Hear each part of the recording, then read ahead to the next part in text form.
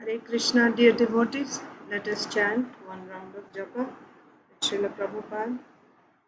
Namo Vishnupadaya Krishna Preshtaya Bhutale Srimate Bhaktivedanta Swaminiti Namane Namaste Saraswate Deve Gauravani Pracharine Nirvishesha Shunyavadi Paschatya Deshakarine Jai Sri Krishna Chaitanya Prabhu Nityananda Sri Advaita Gadadhar Srivasadi Gaur Bhakta Vrinda Jai Sri Krishna Chaitanya Prabhu Nityananda Sri Advaita Gadadhar Srivasadi Gaur Bhakta Vrinda Hare Krishna Krishna Krishna Hare Hare Hare Krishna Krishna Krishna Hare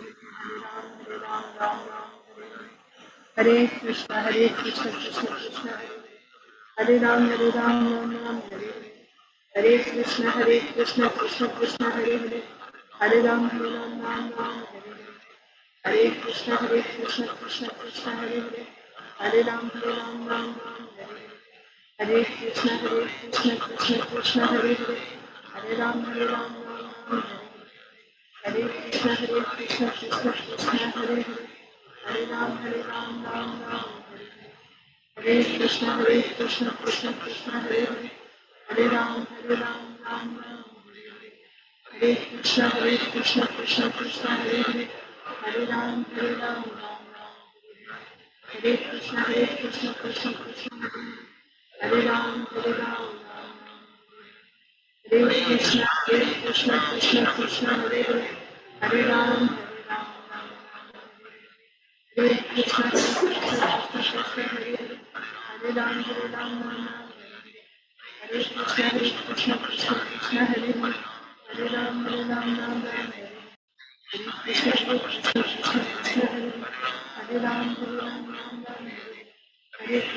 Krishna Hare Hare Ram Hare Krishna Krishna Hare Hare Ram Hare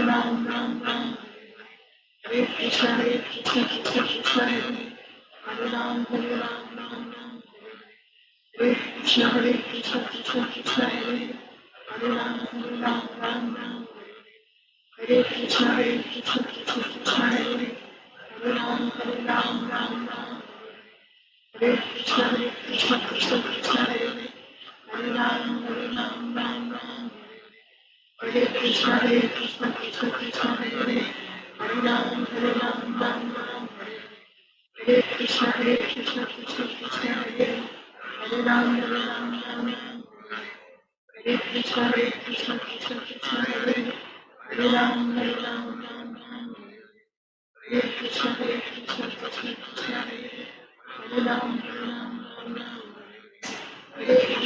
Hare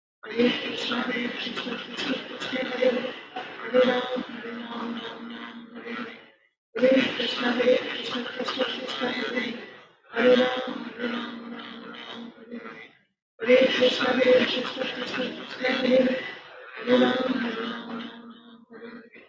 Hare Krishna Krishna Hare Hare Ram Hare Krishna Krishna Hare Hare Ram Hare Krishna Krishna Hare Hare Ram Hare Krishna Krishna Hare Hare Ram Hare Krishna Krishna Hare Hare Ram Hare Krishna Krishna Hare Hare Ram Hare Krishna Krishna Hare Hare Ram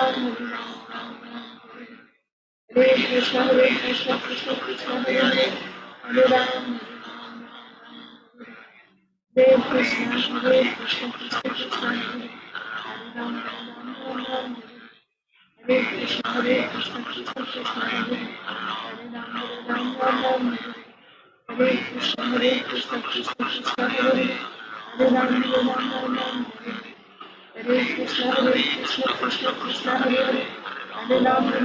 Hare Ram Hare Krishna Krishna Hare Ram Hare Krishna Krishna Hare Ram Hare Krishna Krishna Hare Ram Hare Krishna Krishna Hare Ram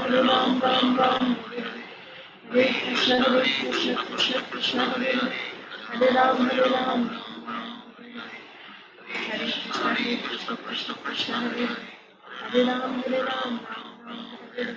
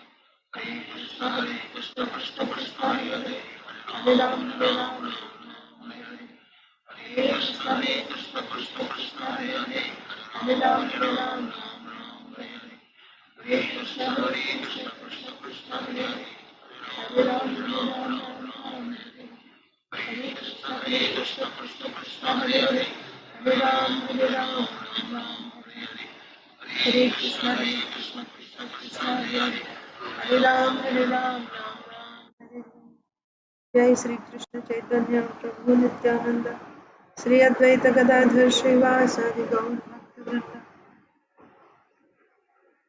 ओम नमो भगवते वासुदेवाय। ओम नमो भगवते वासुदेवाय। ओम नमो भगवते वासुदेवाय। नारायणं नमस्कृत्य नरं चैव नरोत्तमं देवीं सरस्वतीं व्यासं ततो जयमुदीरयेत्। नष्टप्रायेषु भद्रेषु नित्यं भागवत सेवया भगवत्युत्तमश्लोके भक्तिर्भवति नैष्टिकी। नमो विष्णुपादाय कृष्णप्रेष्ठाय भूतले श्रीमते भक्तिवेदान्ता स्वामिन्निति नामिने। नमस्ते सारस्वते देवे गौरवाणी प्रचारिणे निर्विशेषा शून्यवादी पाश्चात्यदेशतारिणे। जय श्री कृष्ण चैतन्य प्रभु नित्यानंद श्री अद्वैत गदाधर श्रीवासादि गौर भक्तवृंद। हरे कृष्णा कृष्णा कृष्णा हरे हरे हरे राम राम राम हरे हरे। ग्रंथराज श्रीमद् भागवतम की जय। Srimad Bhagavad Gita as it is की जय। श्रील प्रभुपाद की जय। समवेत गौर भक्तवृंद की जय। Hare Krishna, dear devotees, welcome to today's Srimad Bhagavatam for all session. Let us recite Bhagavad Gita Sloka. We are going to recite for the last time, at least in Srimad Bhagavatam for all session. Today is Sunday, so tomorrow we'll be memorizing a new shloka. So let's recite Bhagavad Gita chapter 10, text 12 and 13. Anybody needs to go first? Isha, okay.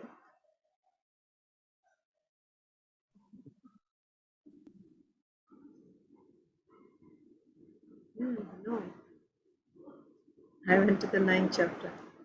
Yes, Prabhuji. Achintadev Prabhu. It's me, Mataji. Hare Krishna, Mataji. Please accept my humble obeisances. All glories to Srila Prabhupada. Please accept my humble obeisances, Mataji. All glories to Srila Prabhupada. Okay, Isha needs to go, and then Okay. Mataji. Thank you. Go ahead. 1 second. 1 second. Okay.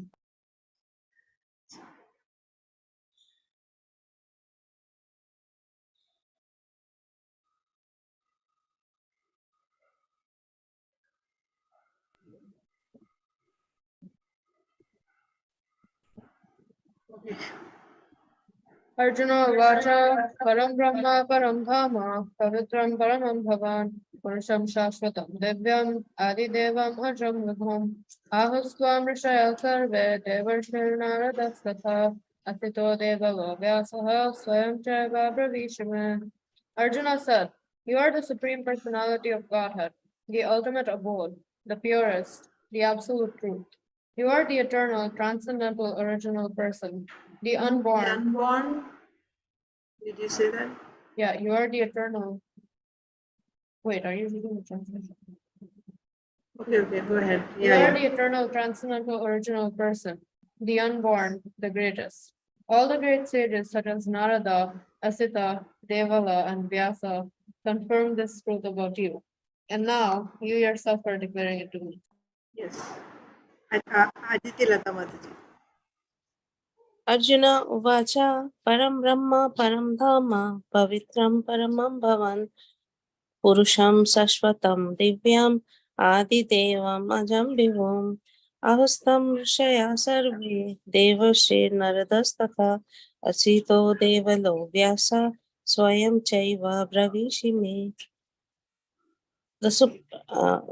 Arjuna said, "You are the Supreme Personality of Godhead, the ultimate abode, the purest, the absolute truth.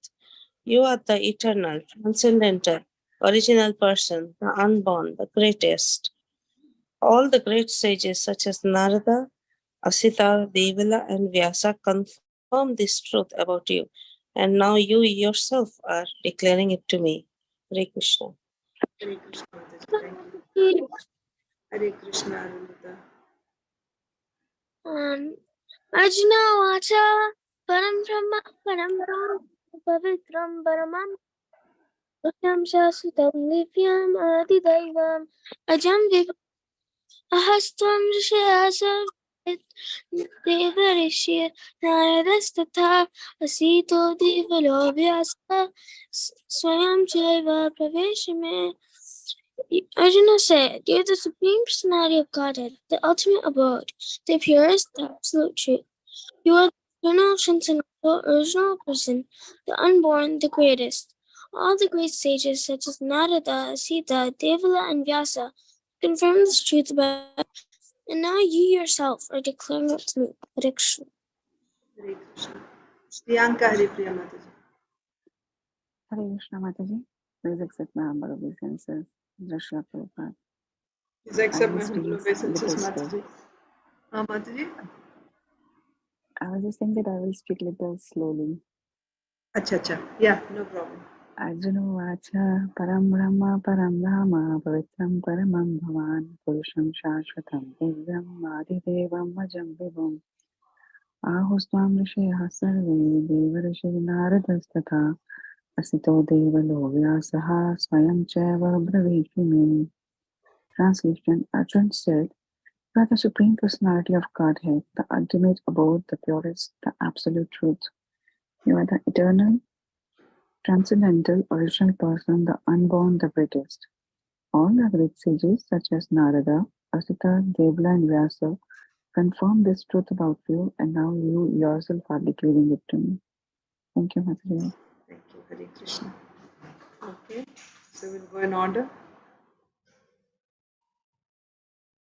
Achintadev Prabhu. Hare Krishna Mataji, please accept my humble obeisances. All glories to Srila Prabhupada, all glories to the assembled devotees. Please accept my humble obeisances, Prabhuji. All glories to Srila Prabhupada. Mataji, I'll try myself today. Yes. Arjuna Vacha Param Brahman Param Dhama Pavitram Paramam Bhavam Purusham Shashvatam Divyam Adidevam Ajam Bhivum Ahuswam Ryasha Sarve Devarshir Narada Tatha Asito Devalo Vyasaha Swayam Chaiva Disi Me. Very nice. Thank you. Guruji. Translation. Arjuna said, "You are the Supreme Personality of Godhead, the ultimate abode, the purest, the absolute truth. You are the transcendental, you are the eternal, transcendental, original person, the unborn, the greatest. All the great sages, such as Narada, Asita, Devala, and Vyas, confirm this truth about you, and you yourself are declaring it to me." Hare Yeah. Krishna. Hare Krishna. Thank you. Inba, Inya, Jai Shri Mataji, Jai Ganesh Prabhu. Hare Krishna Mataji. Hare Krishna. Arjuna Vacha Param Brahma Param Dhamma Pavitram Paramam Bhavam Purusham Shashvatam Divyam Adi Devam Ajam Vibhum Ahustam Rishya Sarve Devasya Naradastata Asito Devalo Vyasaha Swayam Bravishme. Translation. Arjuna said, "You are the Supreme Personality of Godhead, the ultimate abode, the purest, the absolute truth. You are the eternal, transcendental, original person, the unborn, the greatest. All the great sages, such as Narada, Asita, Devala, and Vyasa, confirm this truth about you. And now you yourself are declaring it to me." Very good.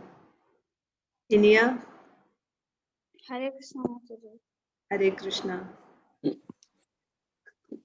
Arjuna Vacha Param Brahma Param Dhama Pavitram Paramam Bhavan Purusham Shashvatam Divyam Adidevam Ajam Vibhum Ahustam Rishaya Sarve Deva Surnaradisthatha Asito Deva Vyasaha Swayam Chaiva Bravishime.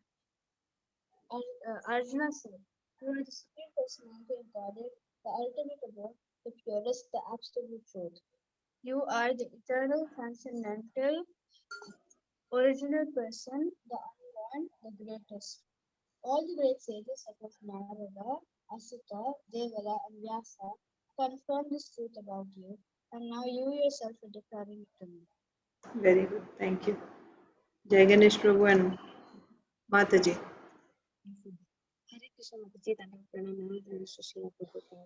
Dandavat Pranam Mataji. All glories to Srila Prabhupada.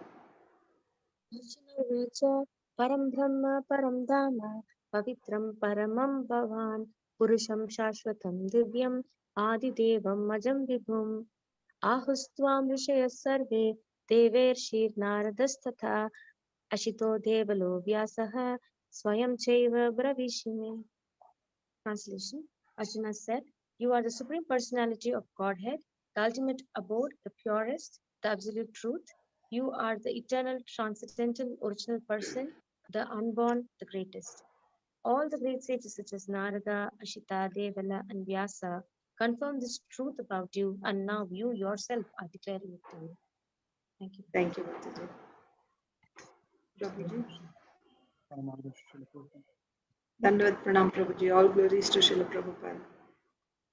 Arjuna Vacha Param Brahma Param Dhamma Pavitram Paramam Bhavan Purusham Shashvatam Divyam Adidevam Ajam Vibhum Ahustam Rishya Sarve Deva Rishi Nargastata Asito Devalo Vyasaha Swayam Chaiva Bhavishima. Translation of this book. Arjuna said, "You are the Supreme Personality of Godhead, the ultimate abode, the purest, the absolute truth. You are the eternal, transcendental, original person, the unborn, the greatest. All the great sages such as Narada, Asita, Devala, and Vyasa confirm this truth about you, and now you yourself are declaring it." Thank you, Prabhuji. Hare Krishna. Krishna Ashish. Arjuna Vacha Param Brahma Param Dhama Pavitram Paramam Bhavan Purusham Shashvatam Divyam Adidevam Ajam Vibhum Ahustvam Rishaya Sarve Devarshir Naradasthatha Asito Devalo Vyasaha Swayam Chaiva Bhavishime. Arjuna said, "You are the Supreme Personality of Godhead, the ultimate abode, the purest, the absolute truth. You are the eternal, transcendental, original person, the unborn, the greatest. All the great sages such as Narada, Asita, Devala, and Vyasa confirm this truth about you. And now you yourself are declaring it to me. Madhava. Vaca param brahma param dhamma pavitram paramam bhavan purusam sasvatam divyam adidevam ajam vibhum aho swamisaya sarve devarsarnaradathatha asito devo vyasaha swayam saibhava vishinu. Arjuna said, "You are the Supreme Personality of Godhead, the ultimate abode, the purest, the absolute truth. You are the eternal, transcendental, personal person, the unborn, the greatest. All the great sages such as Narada, Asata, Devala, and Vyasa confirm this truth about you, and now you yourself are declaring it to me." Rasapriya. Arjuna Vacha Param Brahma Param Dhamma Pavitram Paramam Bhavan Purusam Sasvatam Divyam Adidevam Matamabhum Ahastvam Rasaya Sarva Devarsir Naradasthatha Asito Devalo Vyasaha Swayam Seva Bravisima. Arjuna said, "Hear the Supreme Personality of Godhead, the ultimate abode, the purest, the absolute truth. Hear the eternal, transcendental, original person, the unborn, the greatest. All the great sages such as Narada, Asita, Devala, and Vyasa confirm the truth about you, and now you yourself are declaring it to me." Sonia Mataji. Hare Krishna Mataji, please accept my humble obeisances. All glories to Srila Prabhupada. Please accept my humble obeisances, Mataji. All glories to Srila Prabhupada. Arjuna Uvacha Param Brahma Param Dhama Pavitram Paramam Bhavan Purusham Sasvatam Divyam Adidevam Ajam Vibhum Ahustvam Rushaya Sarve Devarshi Naradastatha Asito Devalo Vyasaha Swayam Cheva Bravishimi. Arjuna said, "You are the Supreme Personality of Godhead, the ultimate abode, the purest, the absolute truth. You are the eternal, transcendental, original person, the unborn, the greatest. All the great sages, such as Narada, Asita, Devala, and Vyasa confirm this truth about you, and now you yourself are declaring it to me." Hare Krishna. Hare Krishna. Thank you, Mataji. Okay, next is everyone has recited. Oh, Vindhyavali Mataji, sorry.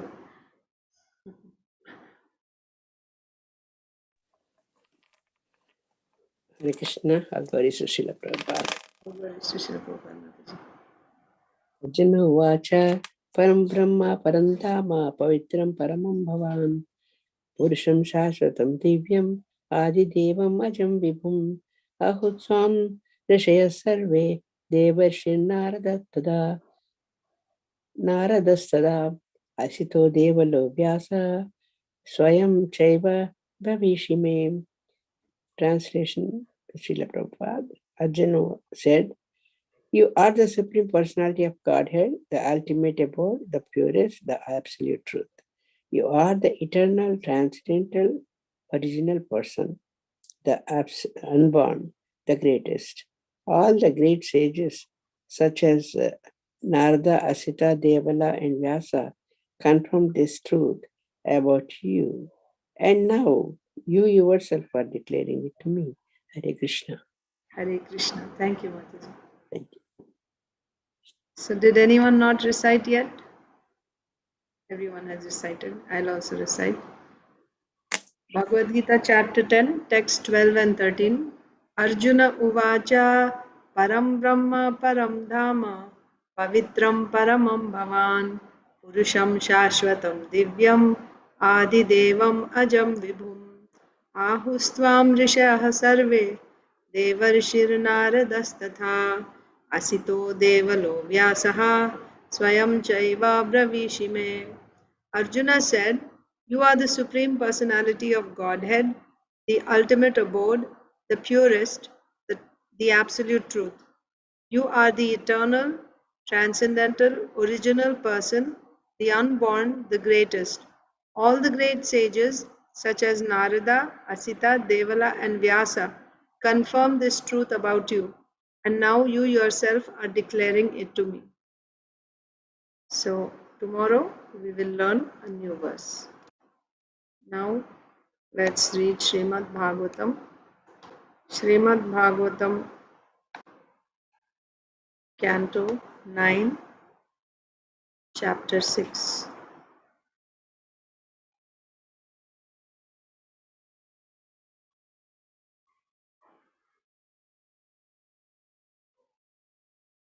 So we were reading about the descendants of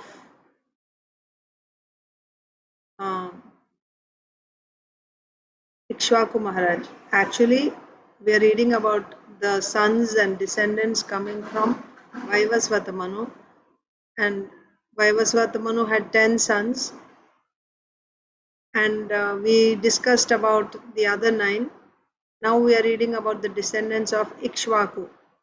Also about Ikshvaku, we read that he was born directly from the nostrils of Vaivasvata Manu.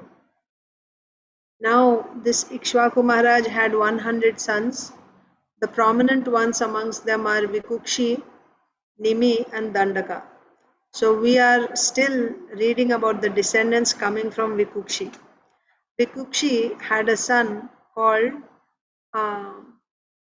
Puranjaya or Kakutstha or Indravaha. Then amongst his descendants was one great king called Shravata. And then he built a city called Shravati Puri. Anyway, and then there were further descendants coming from him. One was Kuvalayashva. Kuvalayashva had 21,000 sons. So he killed one demon called Dundu. So he's also known as, Kuvalayashva is also known as Dundumara. Why he killed this demon? To please one sage called, what was the name of the sage? Let me check. Anyway, one sage called, I think, starts with U. Let's see.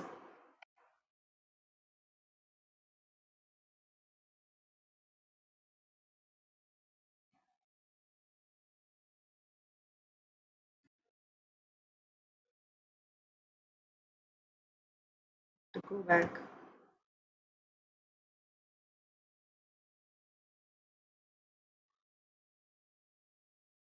We have to go quite a bit to get.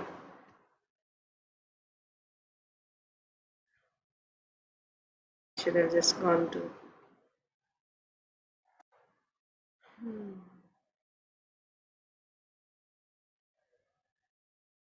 Kuvalayashva. Yes. To please the sage. Well, that will come before this. Said Utanka. Name of the sage is Utanka. Okay. So, oh, thank you. Priyanka Mataji and sent it. I didn't see it. Utanka. So, to please this sage, Kuvalayashva fought with this demon, and this demon was very powerful. He killed all the sons of Kuvalayashva except for 3. And those 3 sons, then we continue to read about their descendants. What were the names of these 3? Bahulashva, Nikumba, and one more. Let's see. Well, the 3 that remained were Dridhashva, Kapilashva, Bhadrashva. Sorry, Nikumba is the next later. So the 3 sons were Dridhashva, Kapilashva, and Bhadrashva. Okay, Dridhashva, Kapilashva, Bhadrashva. Now Dridhashva's descendants. His son is Haryashva, Haryashva's son is Nikumba, like that. Now, as we come down, finally we come to Yuvanashva. And Yuvanashva did not have any sons. He had 100 wives, but he didn't have even one son. So he became morose. So he left home and entered the forest. So, along with his wives, actually. Like Vanaprastha, they kind of gave up family life. They just went into the forest. But the thing is, even though they left everything, that sadness was there in the heart that we could not have a child. That sadness was there. That attachment was there to have a son. So when they went into the forest, the sages took pity on this king, Yuvanashva.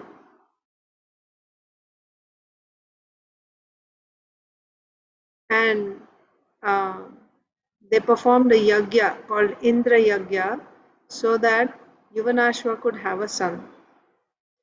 So while in the forest, at night, Yuvanashva became thirsty. So he went to the sacrificial arena looking for water. He saw all the brahmanas were sleeping. So he saw the water, the sanctified water. And just to quench his thirst, he took and drank that water.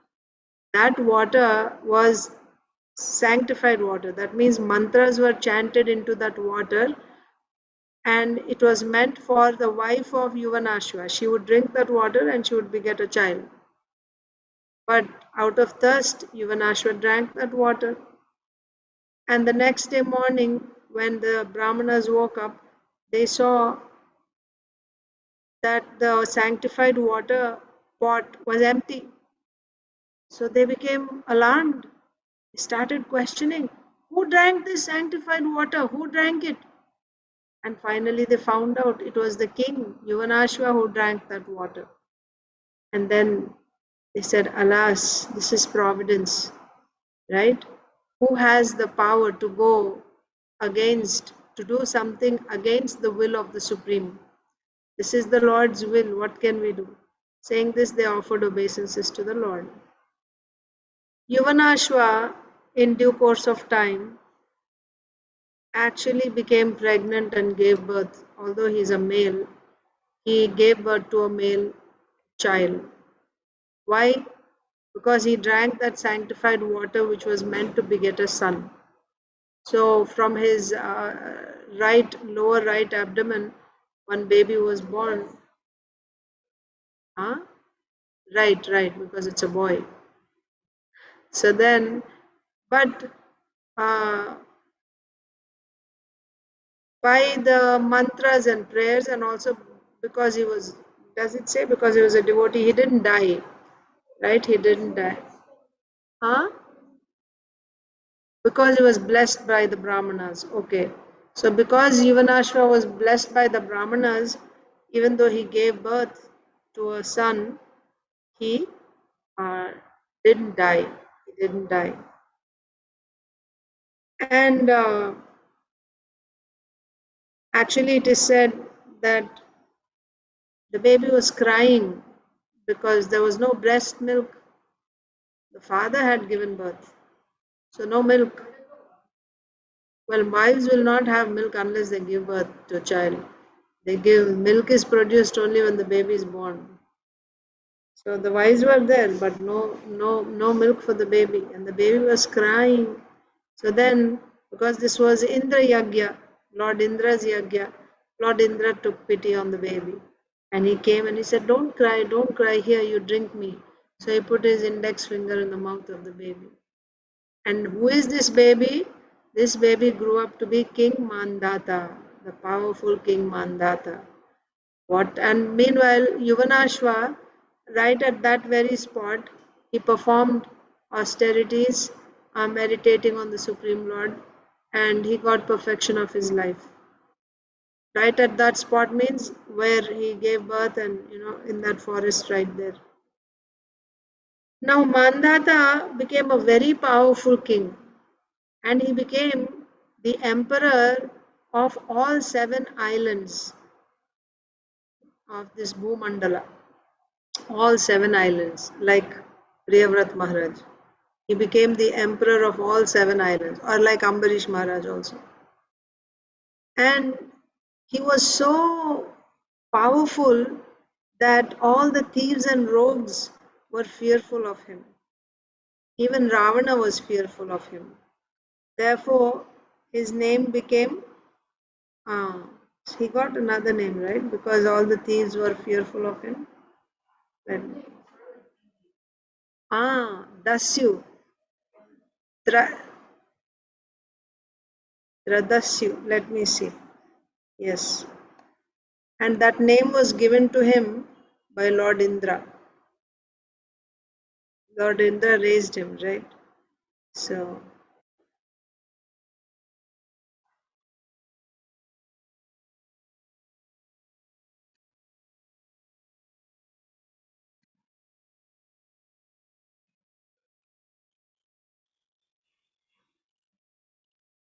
yeah, Trasa Dasyu. Dasyu. Trasa means,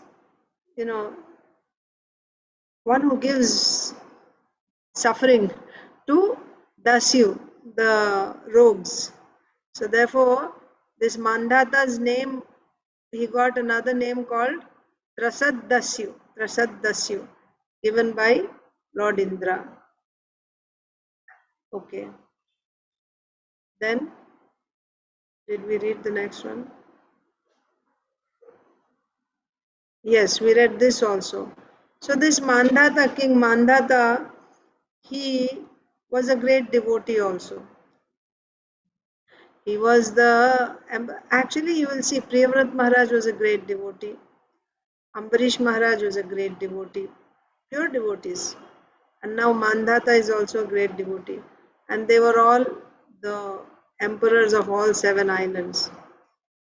So this Mandata was a great devotee of the Lord. That is why he was performing yagyas as a king. Kings perform yagyas.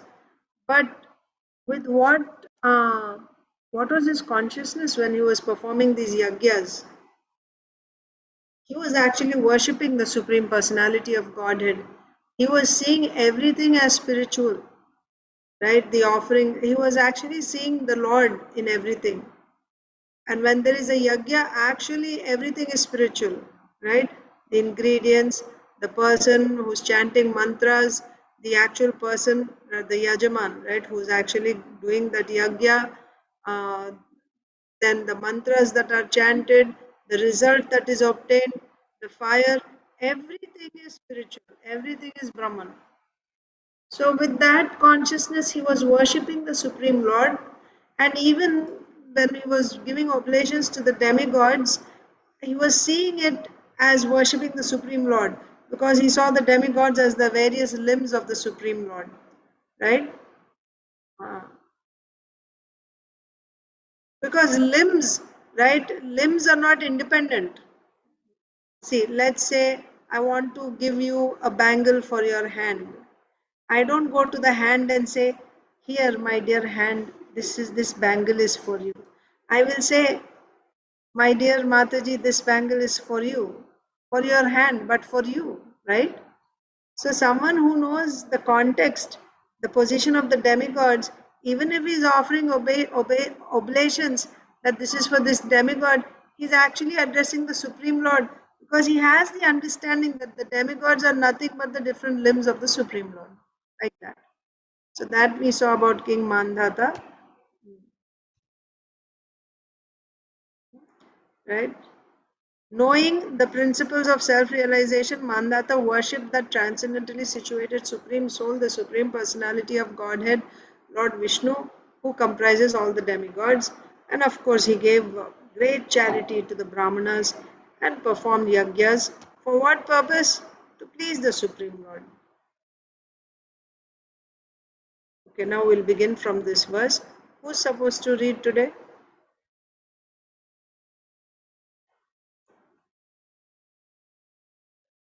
Huh? Anyone remembers? Actually, wait. We started with Krishna Shish. You were not there yesterday. Oh, so Rasapriya read. You were there. You were... No, you read yesterday, I said. Yesterday you read, right? I said you're supposed to read today. I don't remember. No. Prabhuji said they already read. And then maybe Isha started. Yeah. Isha, did you read yesterday? And then Krishna Shish read. Madhava read. Rasapriya read. Sonia Mataji, did you read yesterday? I don't remember, You Mataji. don't remember. Yeah, I think what I remember is it's somewhere we were around Krishna's. Krishna Shish. Yeah, that's what I remember. I don't know. Okay.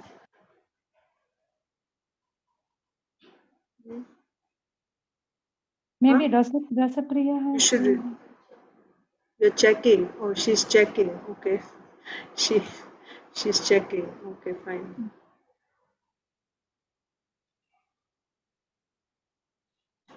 I'm reading the Sanskrit in the meanwhile. Yavat Surya Udeti Sma Yavat Cha Pratitishthati Tat Sarvam Yavvanashvasya Mandhatu Kshetramuchyate.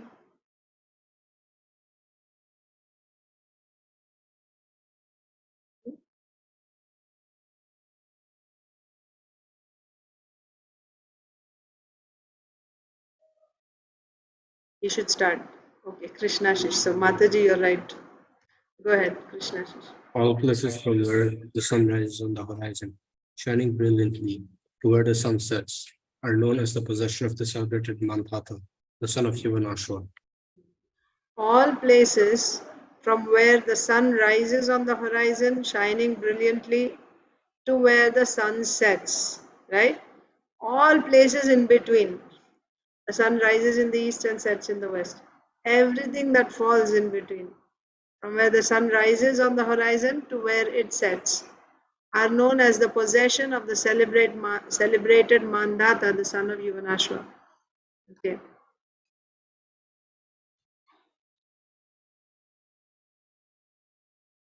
शशबिन्दोर्दुहितरी बिन्दुमत्याम् अधान् नृपः पुरुकुत्सम् अम्बरीशं मुचुकुन्दं च योगिनं तेषां स्वसारः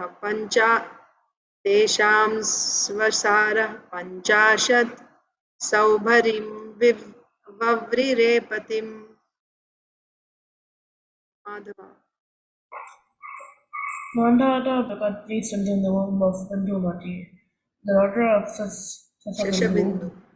These sons were Purukutsa, Purukutsa, Amvarisa, Mutsukunda, Avet, and Shikyogi. These 3 brothers had 50 sisters, who all accepted the great saints so very as their husband. So if you remember, what is the title of this chapter?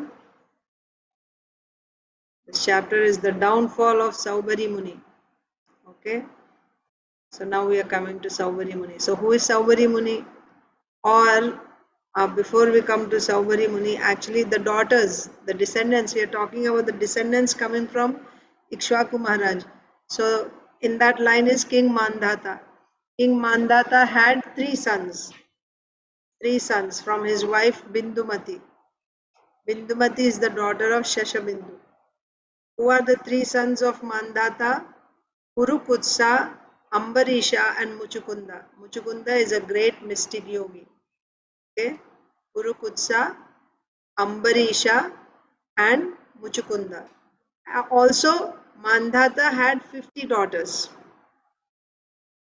Okay? 3 sons and 50 daughters. All 50 daughters married one person. Who is that? Saubhari Muni.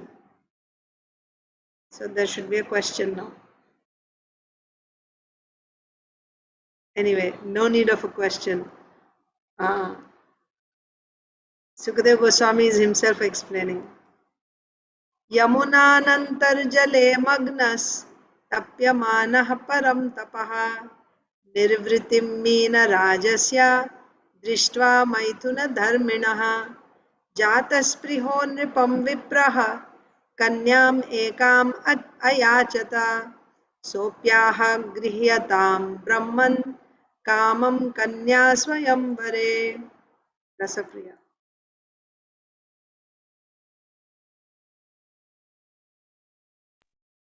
Nobody Rishi was engaged in austerity, deep in the water of the river Yamuna, when he saw a pair of fish engaged in sexual affairs.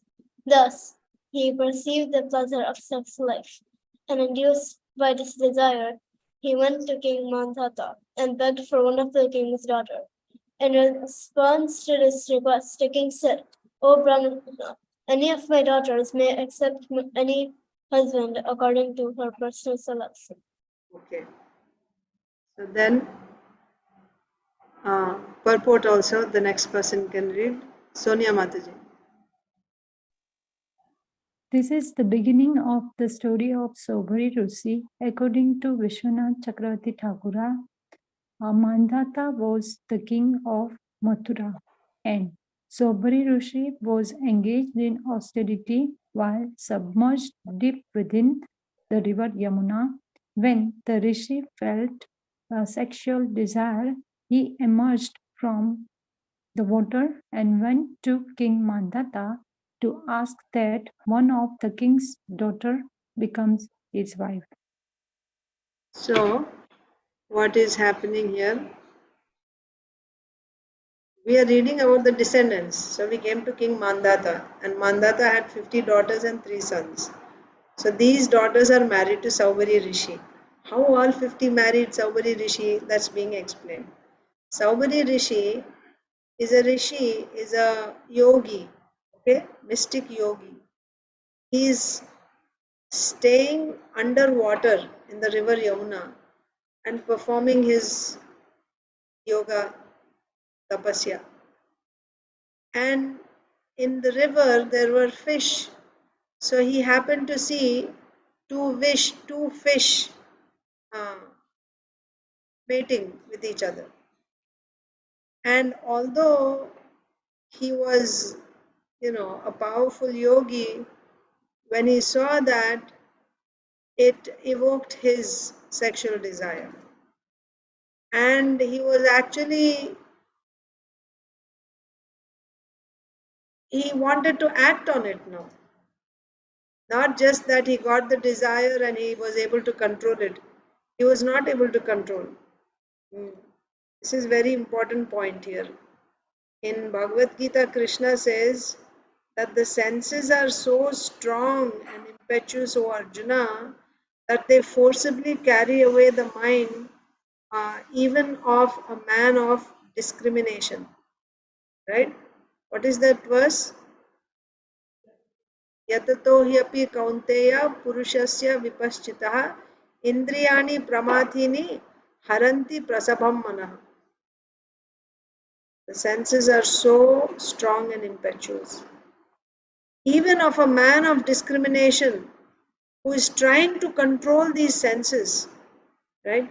And there's another verse, like a boat on, not Vishaya Vinivardhante, like a boat on a river, right? It is carried away by the wind. Even one of the roaming senses on which the mind focuses can steal away a man's intelligence, right? So these are the verses. That means by our endeavor, yogis, what are they doing? By their endeavor, mechanically they are trying to, by their own endeavor, they are trying to control the desires, control their mind, hold the senses down, right? Because in the conditioned state, the senses are always wanting to go and meet with the sense objects. Eyes want to go and meet with beautiful things. Nose wants to go and meet with fragrant, things like that.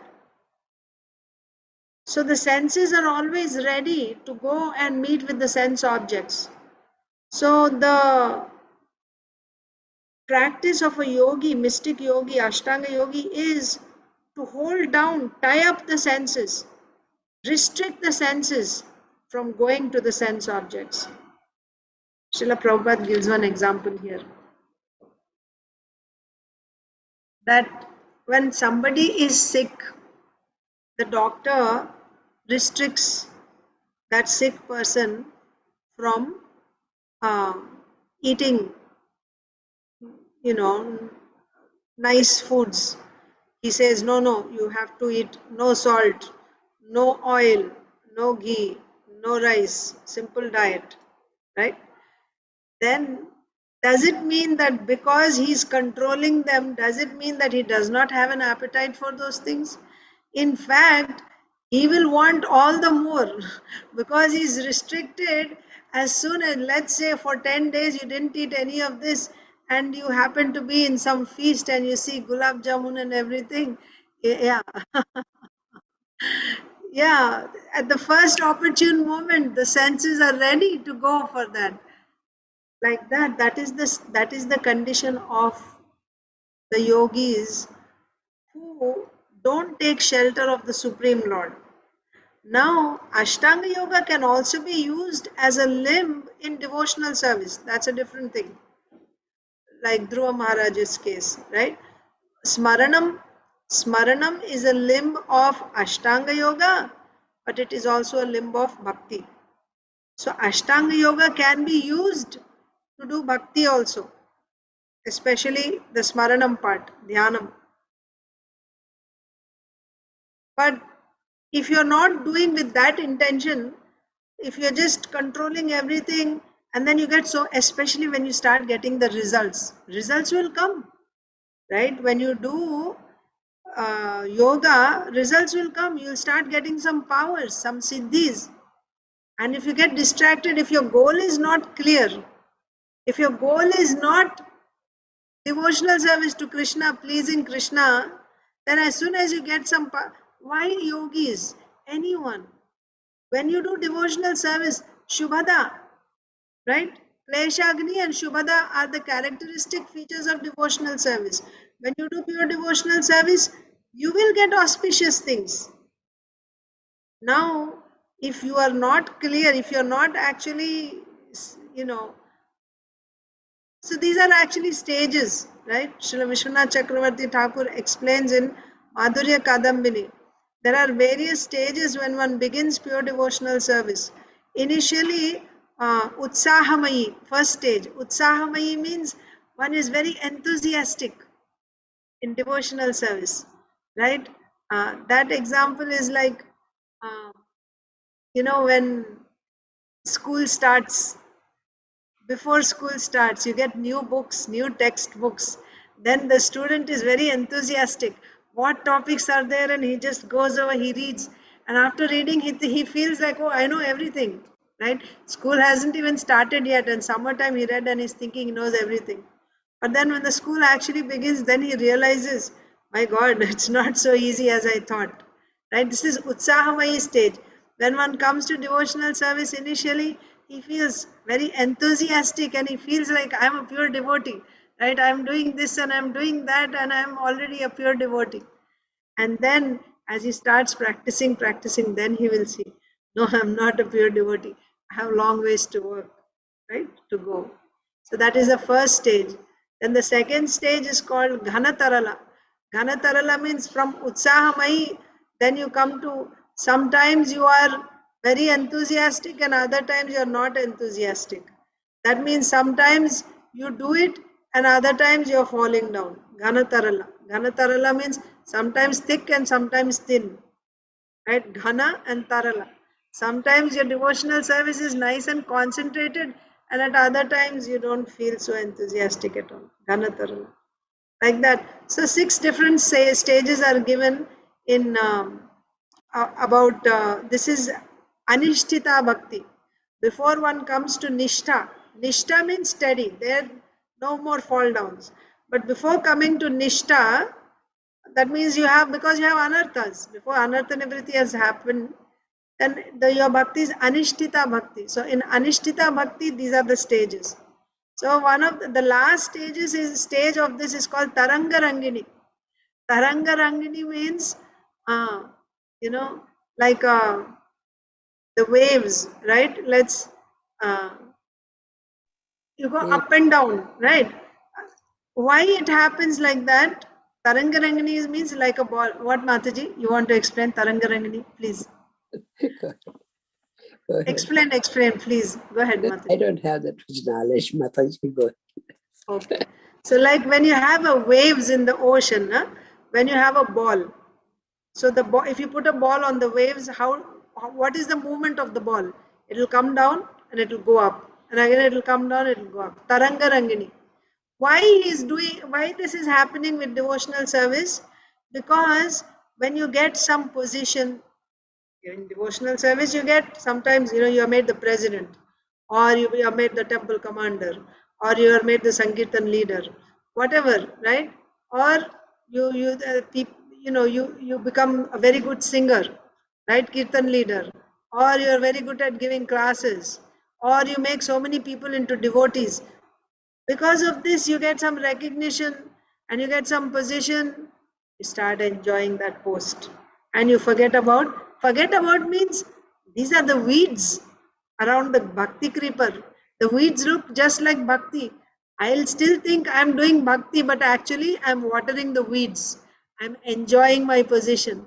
What happens by that? The bhakti will go down. This is called Tarangarangini stage.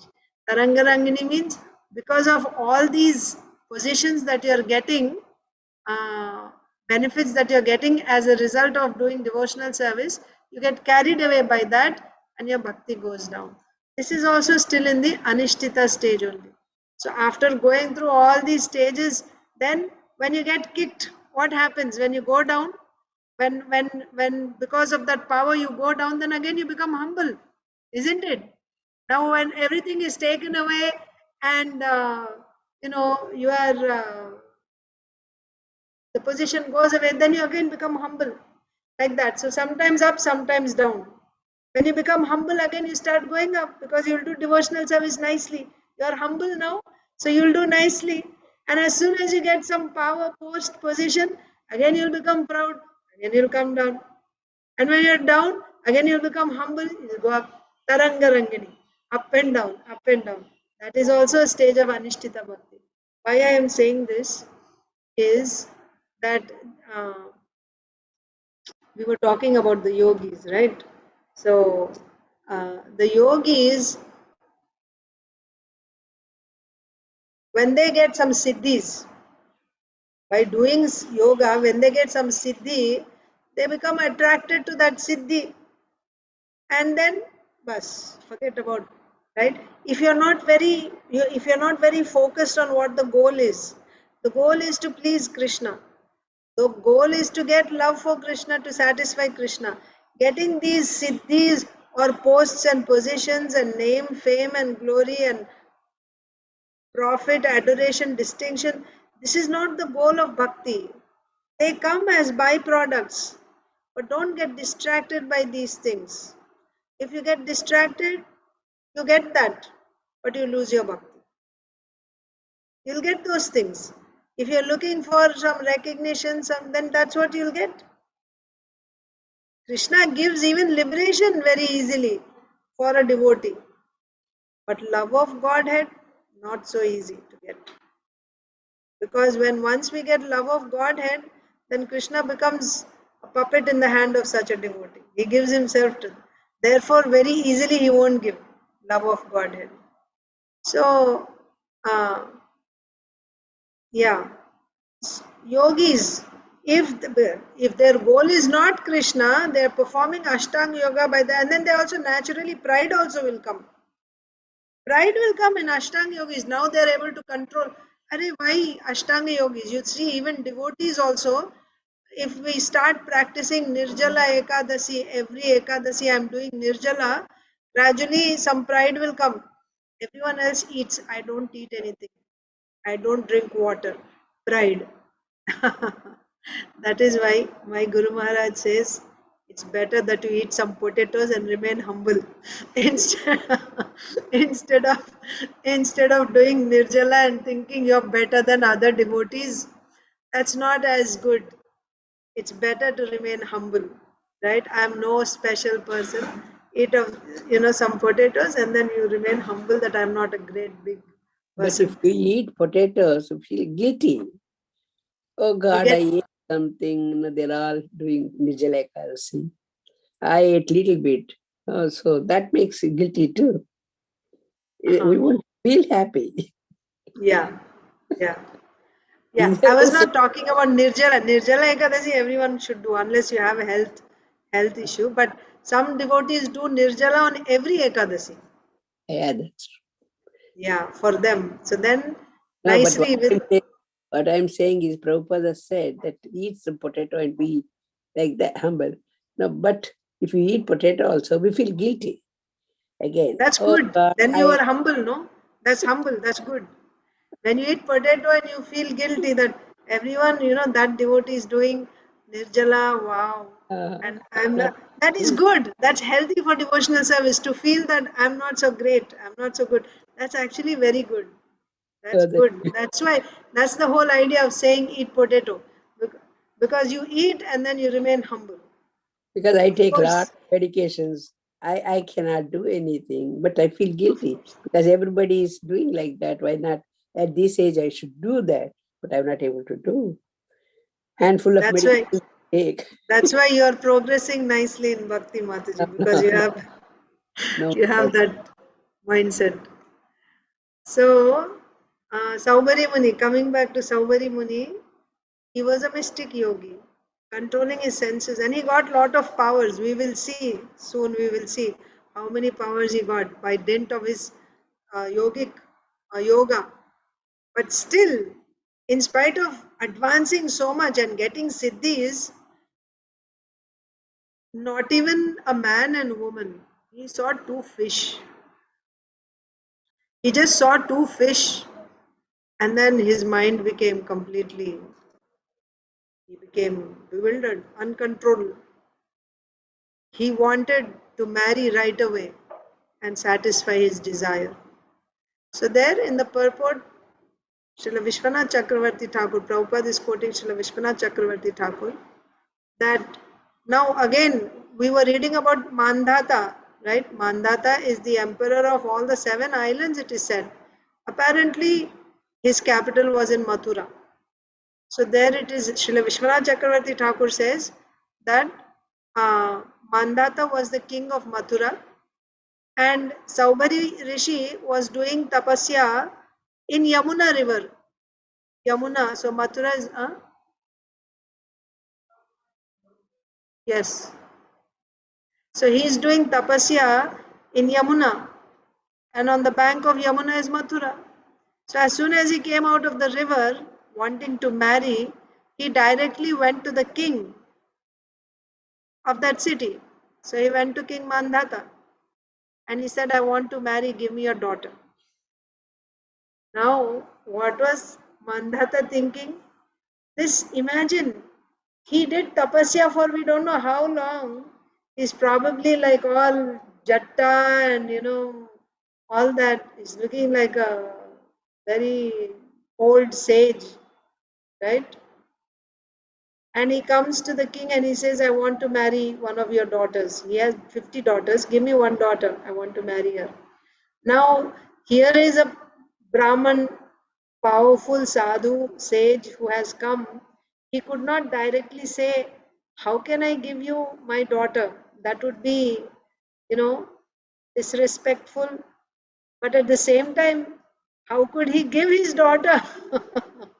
So, very intelligently, Mandhata king said, my daughters are free to choose whoever they want to marry. So, if any of them choose you as their husband, I have no problem. He was confident that they won't choose him because the way he is looking. So, let's read, continue, and we'll see what happened. Next. So, this is the beginning of the story of Saubhari Rishi. So I'll just read the translation. Saubhari Rishi was engaged in austerity deep in the water of the river Yamuna when he saw a pair of fish engaged in sexual affairs. So he was in austerity when he happened to see the fish. Thus he perceived the pleasure of sex life, right?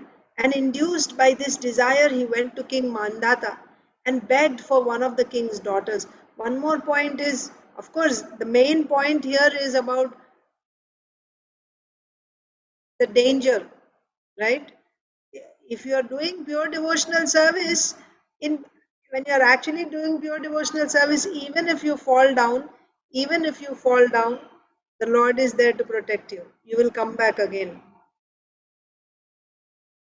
You will come back because the Lord does not leave his devotee, right?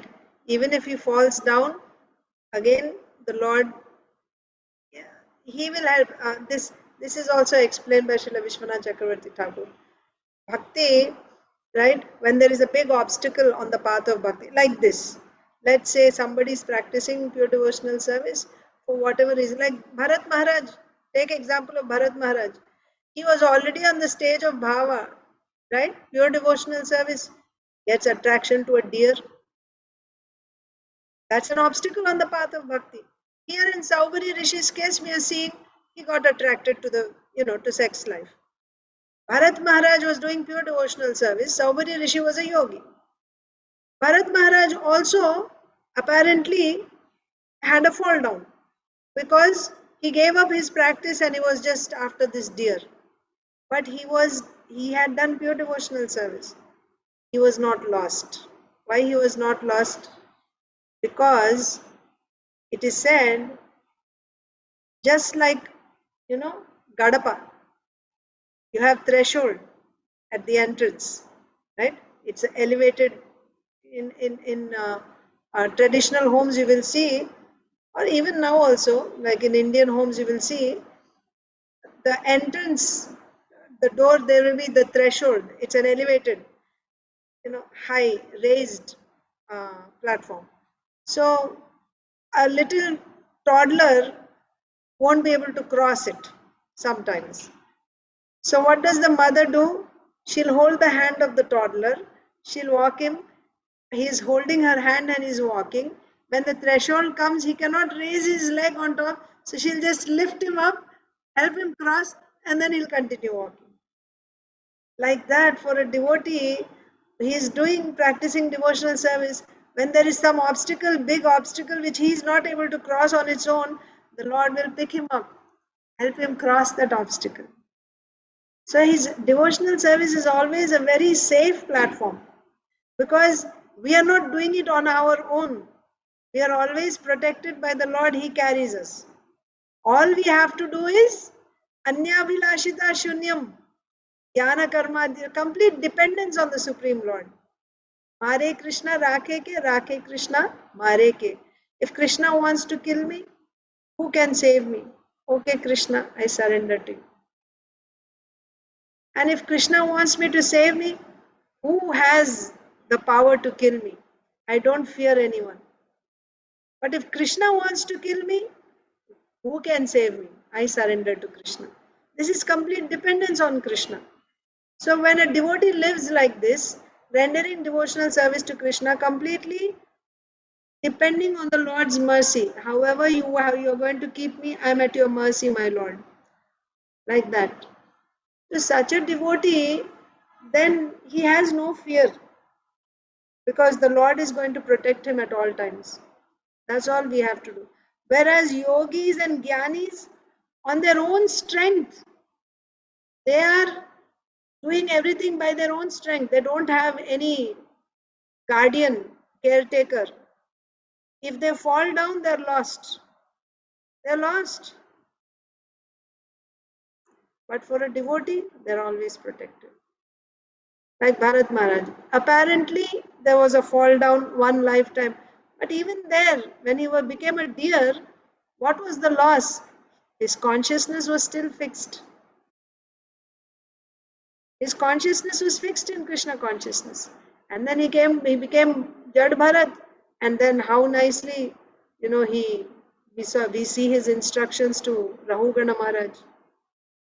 So there are verses in Srimad Bhagavatam how once a person surrenders to Krishna, there's no question. Even if he leaves, he cannot actually leave, because that taste that he got once in devotional service, that keeps haunting him like a ghost. He cannot forget it, right? That taste of devotional service will drag him back to the lotus feet of Krishna. This is the beauty of bhakti. But this is not there in jnana and yoga. When someone falls down, he is on his own, no protector. So like that, Saubhari Muni was doing yoga, and then now he had this desire. So he just went to fulfill his desire. He came to King Mandata. He said, give me one of your daughters. And Mandata said,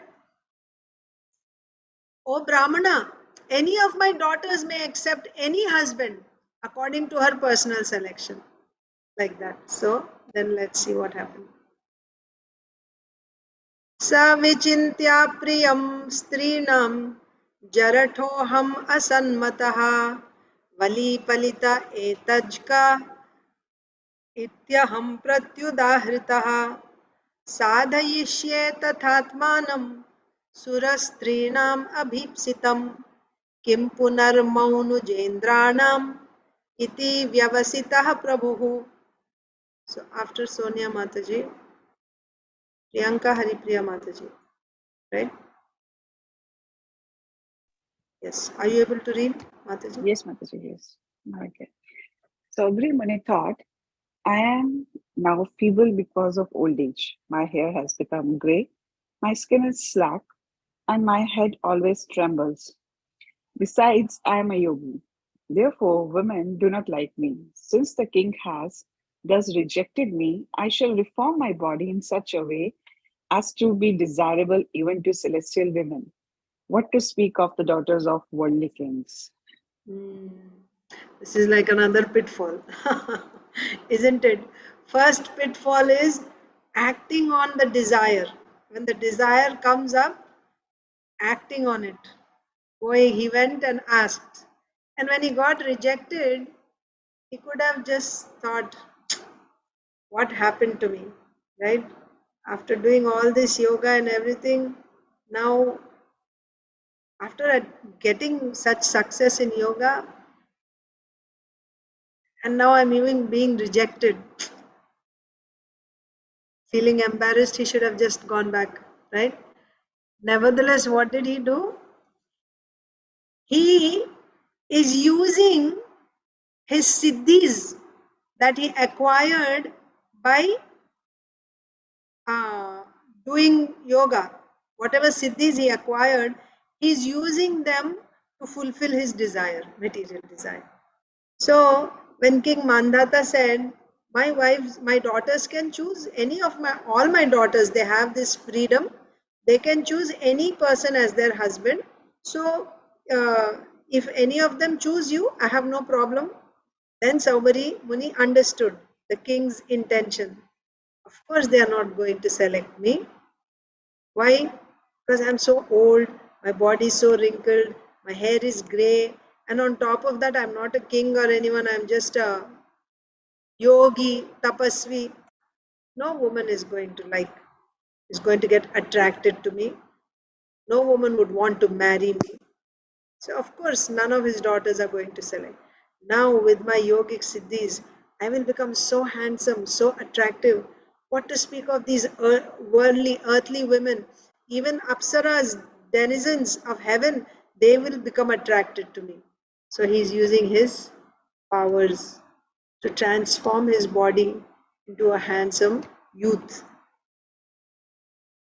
Munihi praveshitah kshatra kanyantah puram riddhimat ritah saraja kanyabhir ekam panchashatavaraha.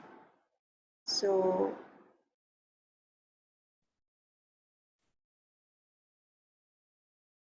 Mataji, Vindhyavali Mataji, your turn. Okay, Hare Krishna. I'll go to Srila Prabhupada. Please accept my humble obeisances. That's a nice Translation by Srila Prabhupada. Thereafter, when Saubari Muni became quite a young and beautiful person, the messenger of the palace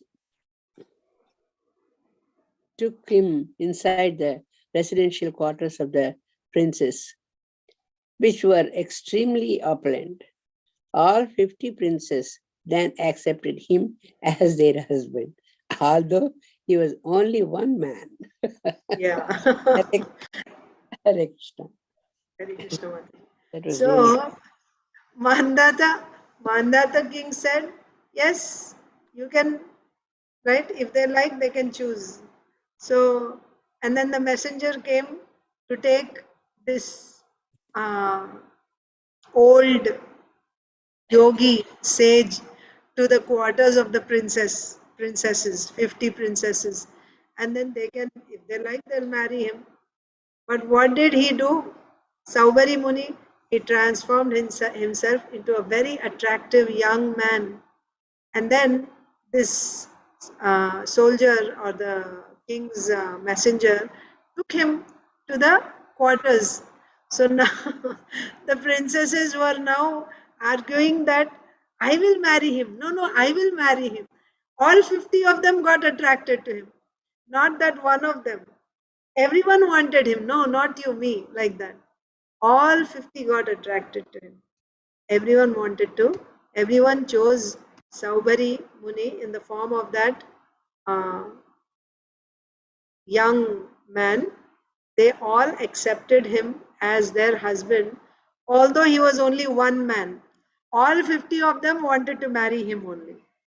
And what kind of princesses? You can imagine. They are the daughters of the emperor of all the 7 islands, right? So their residential quarters were extremely opulent. But even they, in such opulence they were living, when they saw him, they got completely attracted to him. Tasam kalir abhut bhuyams tadarthe pohya sauhridam mamanurupo nayam va iti tadgata chetasam. Achinta Dev Prabhu. Translation. Thereafter, the princes, being attracted by Subari Muni, gave up their sisterly relationships and quarreled among themselves, each of them chanting, "This man is just suitable for me and not for you." In this way, there ensured a great disagreement. Thank you, Mataji. Yes. So sisters fight. they fought. What to speak of if both sisters want the same man as their husband? And not two, here 50 sisters. All of them wanted the same man. They started fighting. He's fit for me, not for you. He's going to be my husband. No, no, no, he will be my husband. He's mine. I saw him first. He asked my hand first, like that. There was a great disagreement and argument going on amongst the 50 sisters for marrying this handsome young man. Sabahvarchastabhiraparanīya tapashriyanarghyaparicchadeshu गृहेषु नानोपवनामलाम्भः सरःसु सौगन्धिककाननेषु महार्हशय्यासनवस्त्रभूषण स्नानानुलेपाभ्यवहारमाल्यकै स्वलङ्कृतस्त्रीपुरुषेषु नित्यदा रेमेनुगायद्विजभृङ्गवन्दिषु. अदिति लता माताजी और Arunita.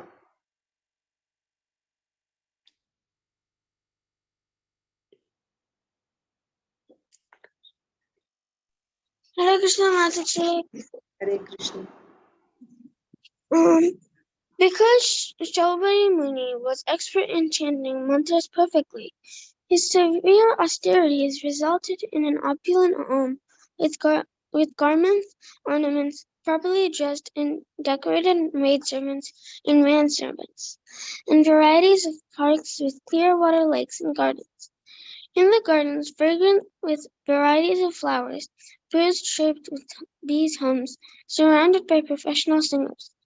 Sabari Muni's home was amply provided with valuable beds, seats, ornaments, and arrangements for bathing, and there were varieties of sandalwood creams, flower garlands, and palatable dishes.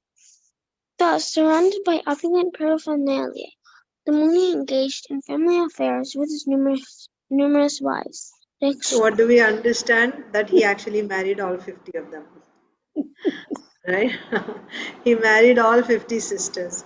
And because he had this yogic siddhi, by that power, he was able to manifest a very, very opulent home. uh, and facilities for each of his wives, and gardens with birds and everything, right? Like we read in the third canto, Kardamumuni, right? He also, by his yogic powers, he was able to create an aerial city, an airplane which was actually like a city.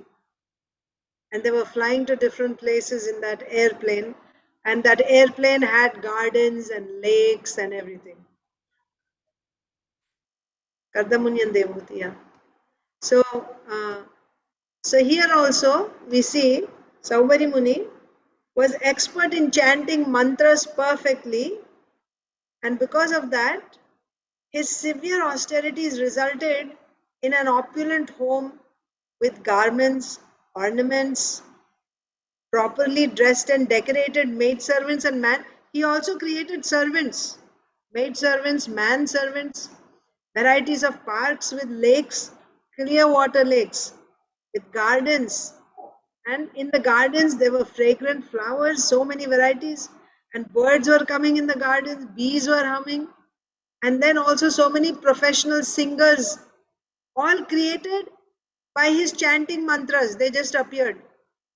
And his home had nice costly beds, sofas, right, sitting places, ornaments, and then like bathing arrangements, sandalwood creams, perfumes, garlands, very nice palatable foodstuffs, everything simply by chanting mantras he was able to create.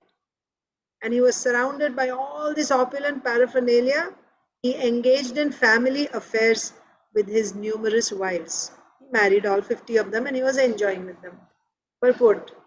Isn't he Aditi missing Latri. his powers? This is, yes, Mataji, Siddhi, mystic powers. No, The he's result of his misusing them. misusing them. Yeah, actually, if you are a devotee, you will use everything for the Lord's service. So Priyanka Haripriya Mataji is asking, so sages were allowed to have many wives like Kshatriyas? Mataji? Sages are not allowed to have wives, right? Especially when you're a yogi, if you're doing yoga, what is you have to, the basic requirement of doing jnana and yoga is celibacy. There's no question of wife or many wives. Sometimes we see, like Kardamuni was also doing yoga, he had a wife, but there was no relationship as such. He was doing his yoga. That's why she was so emaciated, because he was in tapasya, he was doing. And then one day he saw and he felt sorry for her. She was just like a maid servant, arranging for him, for his puja, and she was keeping his house clean, like that. So when you're a yogi, there's no question of, sex life. It's celibacy, whether married or not married. So why would he want her have more wives? Isn't it? So here in this case, Not yeah, only having more wives, he's misusing all his powers and then for enjoyment. you got Yeah. And enjoyment. Mataji, Diti and Aditi, they were wives of Kashyapa Muni. Kashyap Muni. Okay. So he also They are had two wives in that Prajapatis, way. Mataji. That is different. Okay. He Okay. is a Prajapati. That is same with Kardamuni also is a Prajapati. They are directly ordered. They are produced by Okay. Lord Brahma for that purpose only. Yeah. Okay. Kashyapa Muni, each of his wives brought in a particular species of life. One wife gave birth to birds. One wife gave birth to all the snakes. Another wife gave birth to, celestial, like that, different demigods. One wife gave birth to asuras. That was their service. That was their role in creation. This one is mostly for sex life only. Particularly, yeah. So actually, marriage is meant, like sambandha, abhidaya, prayojana. What is the prayojana of marriage? You want to have a son or a child. For that purpose, marriage is required. So Prajapati means they want to produce children. To produce children, they need a wife. So they use that propensity for the result. They engage in that activity for the result. The result is to produce good children, good citizens, right? Then that's no problem. But here, is that the purpose? No. He was attracted, he wanted to enjoy. So like that. So that's why Mataji is saying misusing that siddhis that he got. But of course, he will realize it later on. Material enjoyment, that's the nature. It will never give you eternal happiness. For some time, Prabhupada, that's why he says it's like itching, right? When itches, you scratch. And when you scratch, you think it's giving you pleasure. But after some time, that scratching burns and it creates so much pain. But still, when it itches, that urge is there to scratch. And you think when you scratch, this is nice, Yeah. keep scratching, right? Like that. Sense gratification is like that. It's never going to give us eternal happiness. So soon he will realize also. We will see that, Sauvari Manu. But yeah, sages are not, it's not like they're allowed to have many wives. Mistake as in done as done. But if we realize, so what is that? After doing the mistake, if we realize, so is that a good thing? To realizing, is it a good thing you're asking? After committing the mistake. I mean, Prabhupada says this also. Those who are wise, they learn by seeing others. Right? Someone else fell down, I should not do this. Those who are fools, they have to go through it themselves and then they will learn. And even worst cases, they will go through that, they will suffer and still they stay in that only. Again, they keep falling down again and again. That's true. So, like that. So let's just finish this purport and we will end. It's already time. Saubhari Rishi was a great yogi. Yogic perfection. Sorry. Did anyone read this purport? Yes. I was Your supposed to turn. read. Sorry. Go ahead, Mataji. No problem. One second. Saubhari Rishi was a great yogi. Yogic perfection makes available 8 material opulences: Anima, Laghima, Mahima, Prakti, Prakamya, Ishitva, Vashitva, and Kama Vashayita. Saubhari Muni exhibited super excellence in material enjoyment by dint of his yogic perfection. The word Bhavricha means expert in chanting mantras.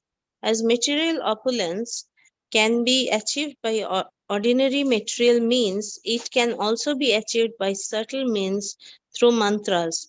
By chanting mantras, Saubhari Muni arranged for material opulence. But this was not perfection in life, as will be seen. Saubhari Muni became very dissatisfied with material opulence and thus left everything and re-entered the forest in the Vanaprastha order and achieved final success. Those who are not Atma Tattvavid, who do not know the spiritual value of life, can be satisfied with external material opulences, but those who are Atma Tattvavid are not inspired by material opulence. This is the instruction we can derive from the life and activities of Saubhari Muni. Thank you, Mataji. Yeah, Hare Krishna. thank you. Hare Krishna. So Prabhupada says that karmis are like yogis are first class. I think he says rascals, like first class. Gyanis are second class, karmis are third class. That means without taking to bhakti, if somebody is simply practicing yoga, then he is first class. But still, it's like prisoners, right? In prison house, you have first class prisoners, second class and third class. First class means the politicians, they are put in house arrest, they are given all facilities, they have a library and all that. But they cannot communicate with anyone outside like that. But nevertheless, it is still a prison only. They are restricted.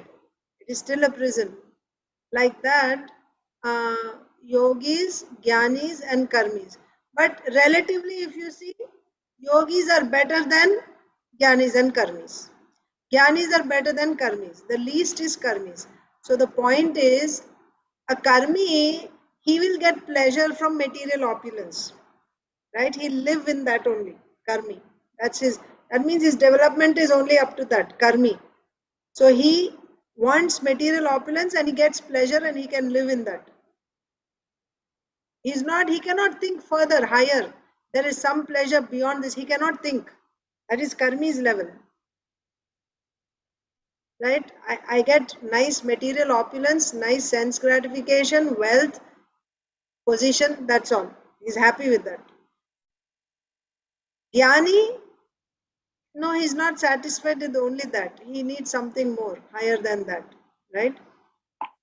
Beyond this body, there must be something beyond this body. I'm not this body, I'm a spirit soul. Goodness, mode of goodness. That is jnani.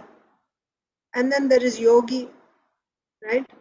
So so jnanis and yogis are related, but still yogis are higher.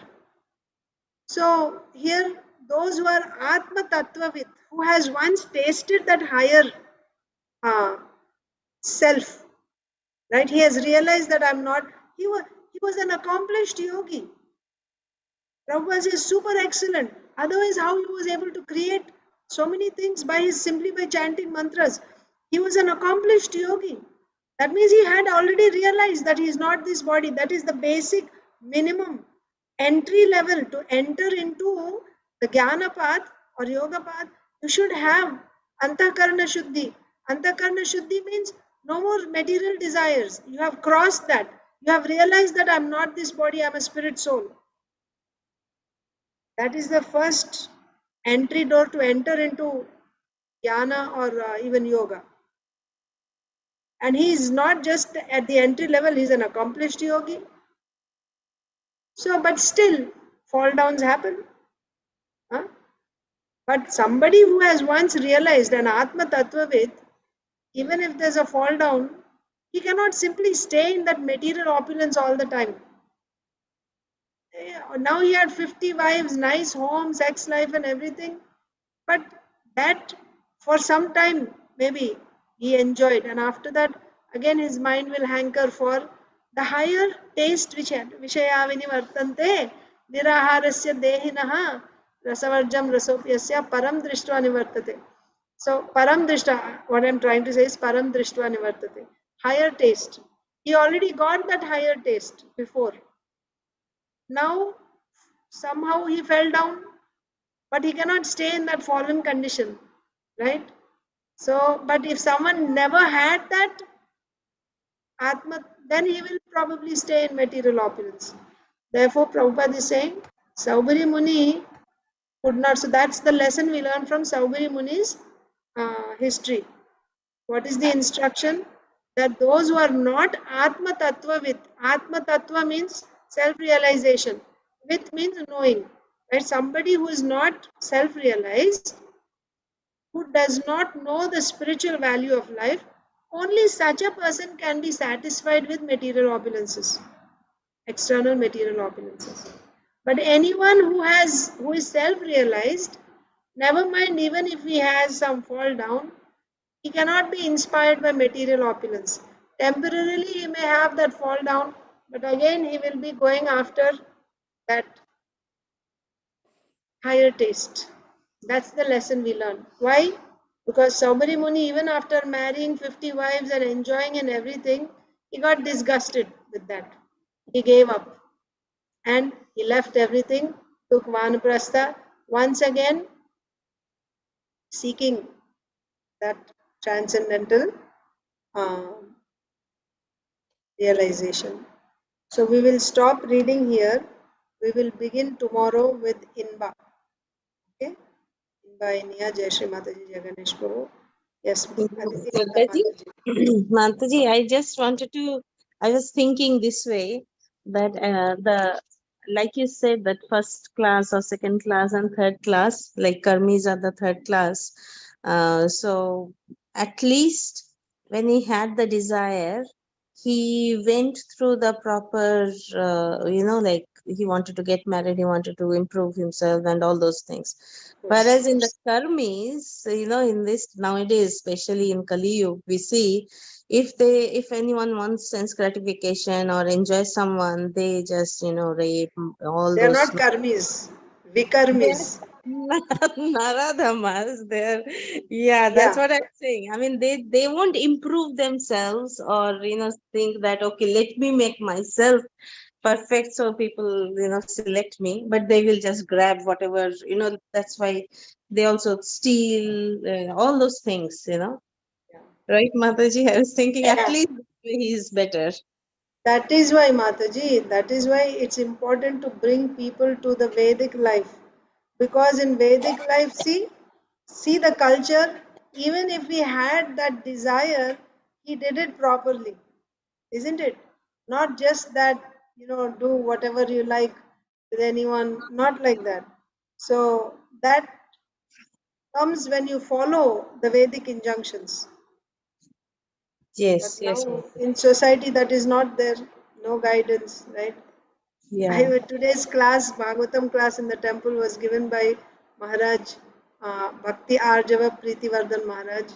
So Maharaj was saying, I didn't know about this, but he said that people are getting so degraded, it is unbelievable that in Kali Yuga, we read about the symptoms of Kali Yuga, what happens at the end of Kali Yuga, but things that are happening now, I mean, we don't know. So many things are happening which we don't even read. Like, for example, Maharaj said, maybe you people may be aware of this, I was not. He said that in America, two students, girls, they started identifying themselves as dogs,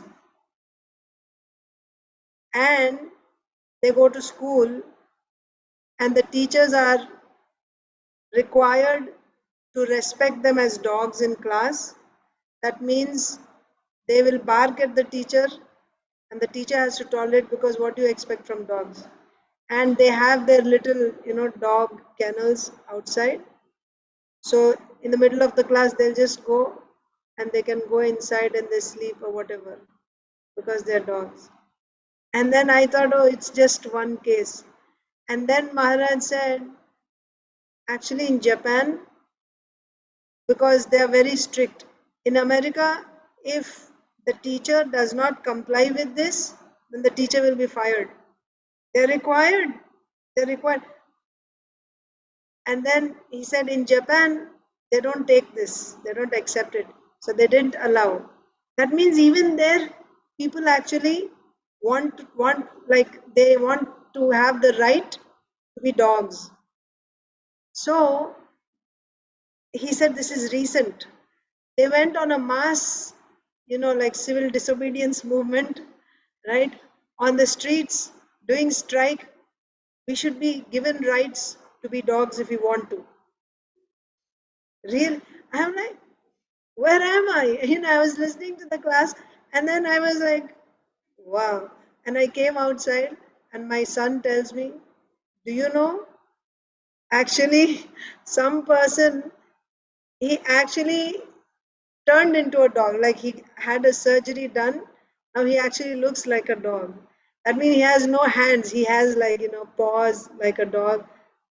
And he cannot go back to human being now. He's a dog. After, you get this human form of life after, going through the evolution. Finally, you get this human form of life. And they want to go back. In this human form of life itself, they're doing things to become dogs. So, what So can we say? horrible. Mataji, like there is a gali, no? In India, we say kutta kahi ka. And they are actually becoming purposely. Oh my God. Horrible. So, that One story, Mataji, in Denver. We have one family. He has one son and daughter. One son. He has one son. And they're grown up. That son is also grown up son, like 25 or like that. And that man thought he wants to become a woman. He Acha, right. just went for the surgery, and then he was kind of, I don't know what they did in the surgery. He is like a woman.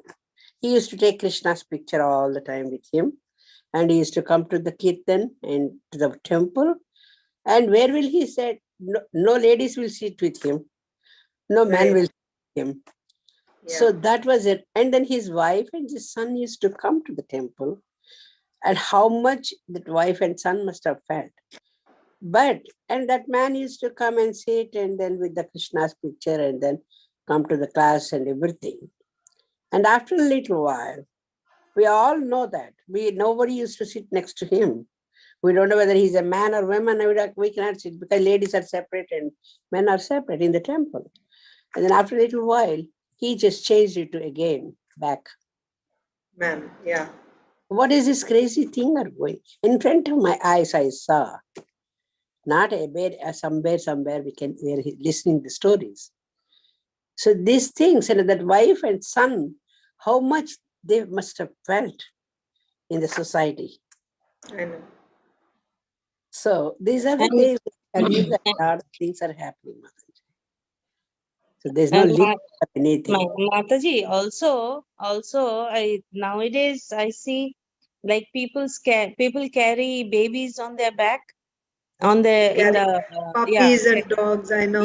not puppies. I saw yesterday huge dog, and that man is carrying like on the chest, on the baby carrier. My God, I was thinking, what a situation now. They are not only working, they have become slaves of these dogs here.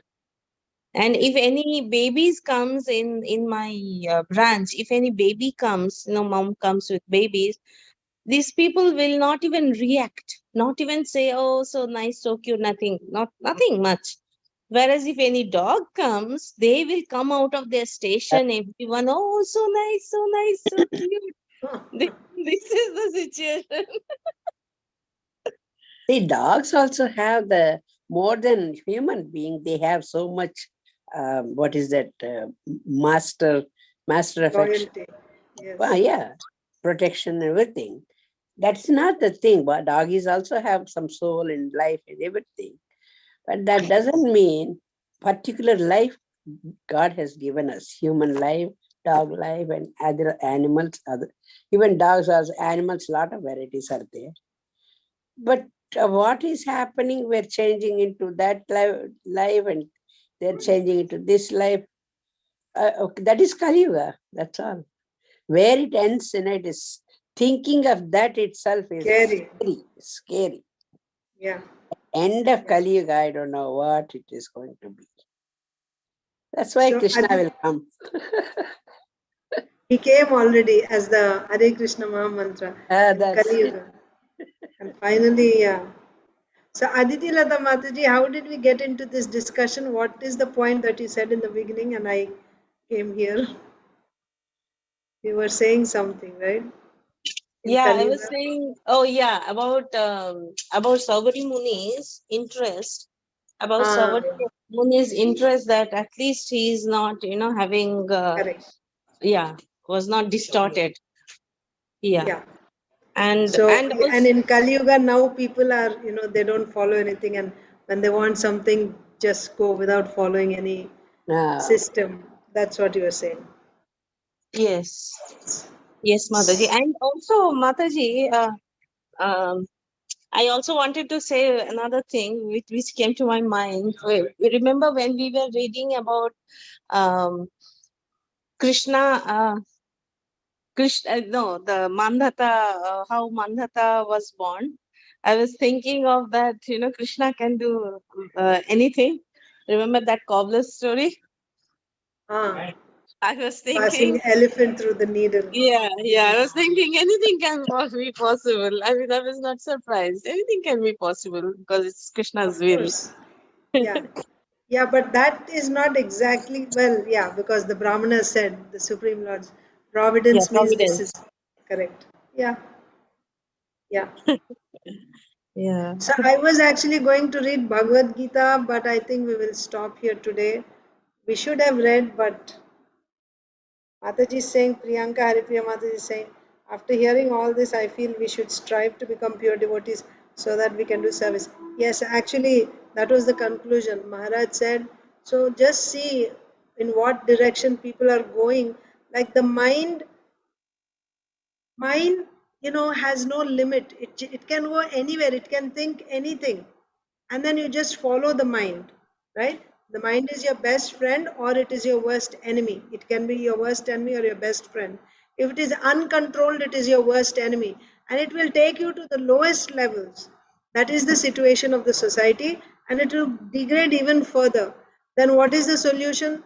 The devotees are only the way, they are the ones who will show the way to the society.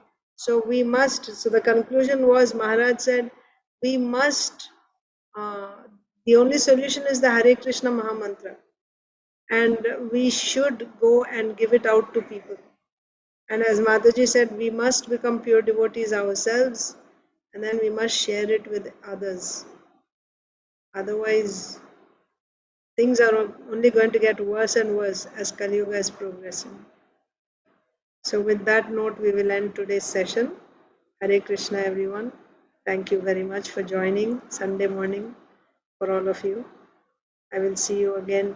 So today evening, Sunday, your Sunday evening, our tomorrow morning we'll be reading Chaitanya Bhagavat. And after that, tomorrow, Bhagavatam continuation.